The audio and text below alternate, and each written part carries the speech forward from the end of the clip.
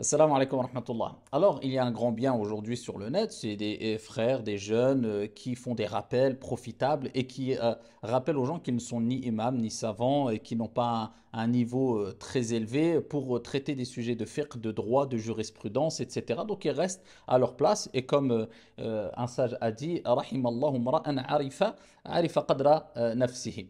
Qu'Allah fasse miséricorde à une personne qui connaît quelque part son niveau. Ils sont restés à leur place. Mais le problème, c'est quand on a vu des jeunes et qu'on voit des jeunes qui ne restent pas à leur place. Ils ne se contentent pas de faire des rappels profitables en maîtrisant bien sûr le sujet, mais ils rentrent dans des sujets complexes quelquefois et des sujets de droit, de jurisprudence, des sujets qui tournent autour des 5 jugements connus, ce qui est obligatoire, interdit, recommandé, déconseillé et permis. Et ils se permettent de considérer des actes comme étant des innovations et ceux qui les pratiquent comme étant des innovateurs, tout en oubliant que ce qu'ils voient chez eux comme étant une innovation, eh bien, c'est considéré chez de grands savants qui ont marqué l'histoire et qui ont fait partie des pieux prédécesseurs, hein, comme étant une sunna. Mais de par leur science et leur connaissance limitée et leur esprit un peu simpliste, eh bien, ils osent traiter de sujets, comme j'ai vu dernièrement une personne qui disait, oui, celui qui prend en considération Al-Imsek, c'est une innovation, c'est un innovateur. Donc l'imam Malik est un innovateur. Et toi qui es atterri de je sais pas d'où, qui n'a peut-être aucune base dans les fondements du droit, qui ne connaît peut-être quasiment rien du tout dans les fondements des droits des écoles juridiques, qui ne connaît peut-être même pas 3 ou 4 règles concernant les plus de 1000 règles concernant le qawa'id al-fiqhiyya et usul al-fiqh, peut-être tu ne les connais même pas les 3 ou 4 règles. Donc toi, tu as eu une science infuse et tu as connu et compris ce que eux n'ont pas compris.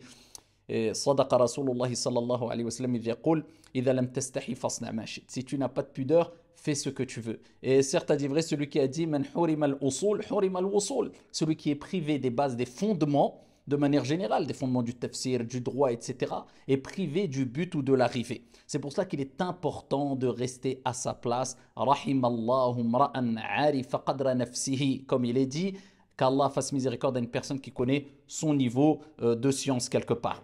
Donc il est important de comprendre que quand on voit des imams et des prêcheurs simplifier, vulgariser des sujets, ce n'est pas parce qu'ils ont un esprit simpliste ou parce que le sujet est simple. Non, c'est parce qu'ils ont réussi à comprendre la complexité du sujet qu'ils ont réussi à simplifier et vulgariser le sujet.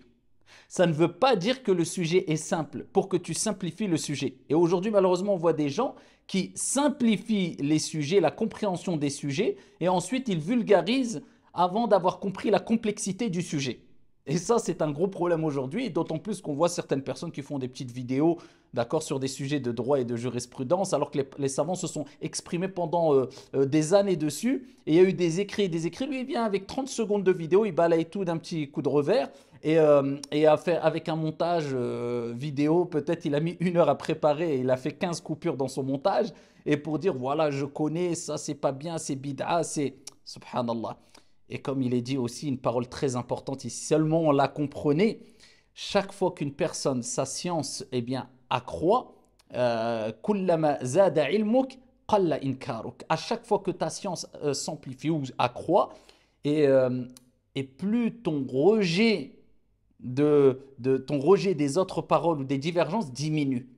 Moins tu rejettes les paroles divergentes, plus tu acceptes la divergence. Donc quand on veut traiter un sujet, il faut connaître un minimum la divergence, barakallahu fikum, et comprendre qu'il y a simplement le fait de faire des rappels qui est profitable en restant à sa place, et le fait de parler de sujets de droit, de fiqh, et ça c'est beaucoup plus complexe.